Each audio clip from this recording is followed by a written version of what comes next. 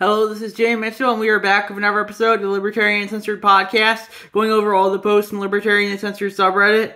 So, first we have,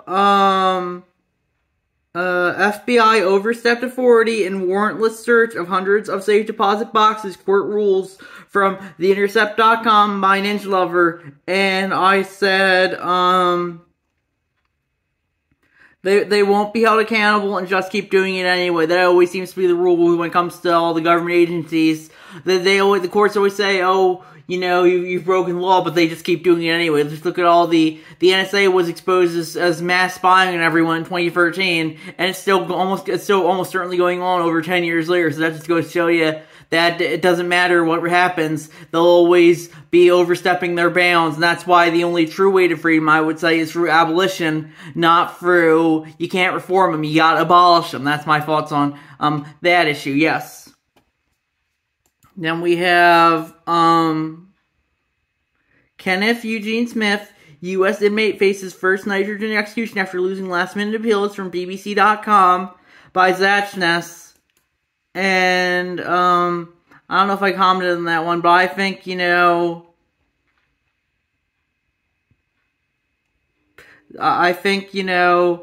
that, you know, if you want to, I'm personally against the death penalty, but, it's ultimately the state does have the force on its side, and that's one of the justifications for the death penalty, because they have the force to do what they want, you know, it's like the Code of Hammurabi, an eye for an eye.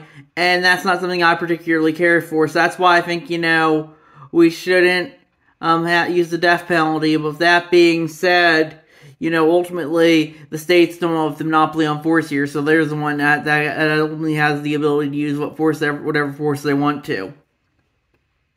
That's why I won't particularly care for the state's monopoly on force. Then we have Amazon Ring sounds deaf knell for surveillance as a service from theregister.com by Paton13. And I think that is good. I think that's, you know, you should be able to, I definitely don't think the government should be able to get the, you know, I think they said, oh, we're not going to give the government, video, surveillance footage anymore without a warrant. And I think that's good. I think, you know, they do need a warrant, and I'm glad that Amazon's taking a stand here, and hopefully, you know, they can,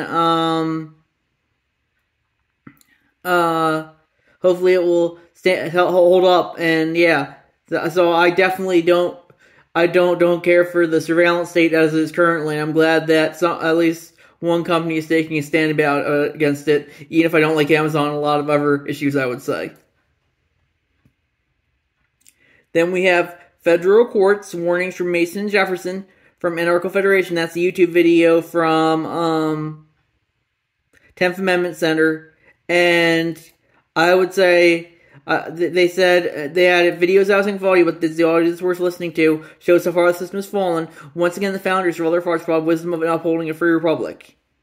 And I would agree with that. The thing was, you know, the courts are ultimately too powerful right now, I would say, especially the federal courts, as the video goes into, and that's why I think, you know, we need to have the people regulate them as much. We need to have the people speak as much as possible. Right now, we have a system where the legal system is controlled by the elites, and they can manipulate the law however they feel like, and that's not something that I think is libertarian. I think libertarians, everyone takes the law into their own hands, and that's why I think would be the libertarian perspective, you know, not having this collectivist, legalistic mentality, but rather this individual vigilantistic mentality, I would say. Then we have, the FBI said there were pipe bombs on January 6th. Evidence points to a cover-up, Congressman says, from Daily Wire, and I posted that, and I said,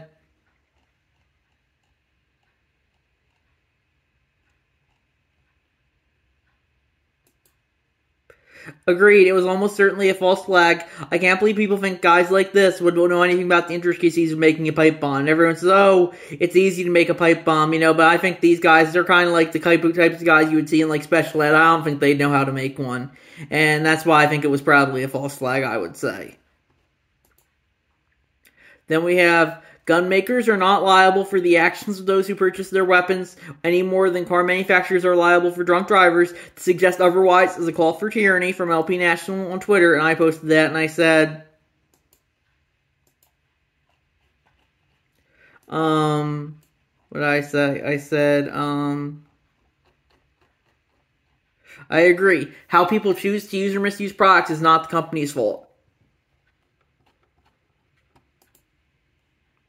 Then we have NYC first to designate social media as an environmental toxin from Axios, and I posted that. And I said, I mean, social media is toxic, but this is still incredibly stupid. It's just more government BS. You don't need the government to tell you something pretty much everyone already knows. You know, we don't need the government saying, oh, murder is bad. Everyone pretty much already knows murder is bad.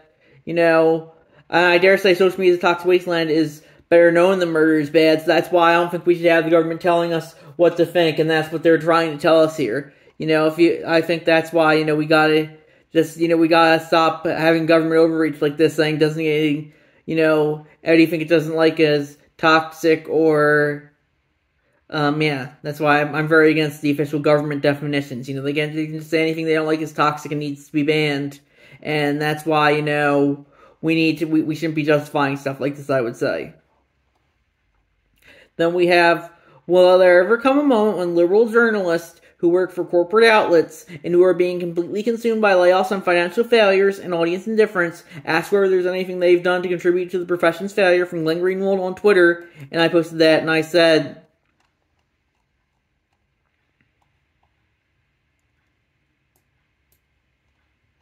that would require self-reflection, which most of them don't seem to have.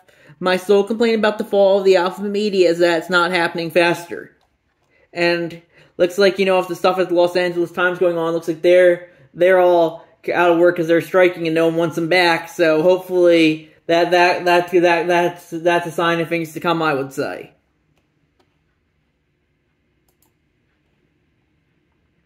Then we have Wargrain is pure nightmare fuel about 2024 election riots from thedailybeast.com by Ninja Lover. And I said, it's the same thing with the new Civil War movie they are putting out. It's just being done to keep people divided and circle jerk on social media instead of trying to actively fight and dismantle the system.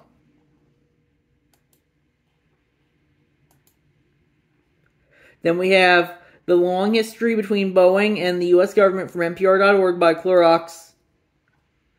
And yeah, I definitely do think, you know, we shouldn't be justifying having big business interfere with big government like we have here, and that's why I think we gotta keep those separate. You know, increasingly, big government and big business are one and the same, and that's why, you know, we gotta get big business and big government separated, I would say.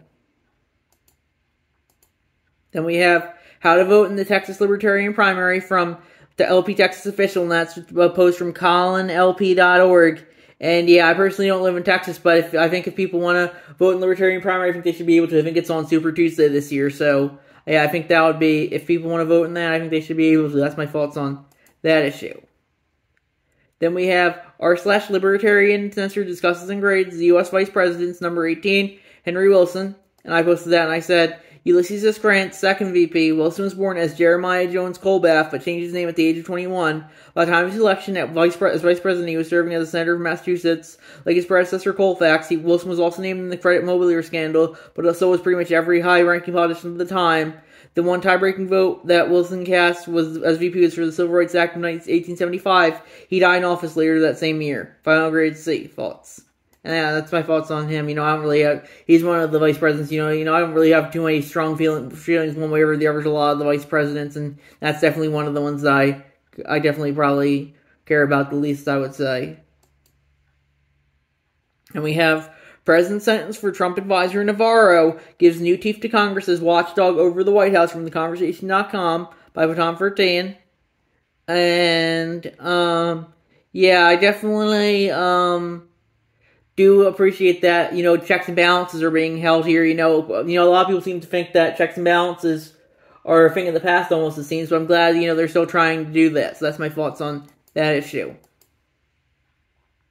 Then we have the Feds Jump Turnstiles from Baton 13, and that's a YouTube video from, Rebel HQ, MAGA extremists get laughed out of NYC after this video went viral. And yeah, I definitely think the Patriot Front, like, that's who the video's about, are probably mostly feds, as Baton 13 says, and that's why, you know, they're always wearing masks and covering their faces, because, you know, they're all feds, and that's why they gotta cover their faces, I think.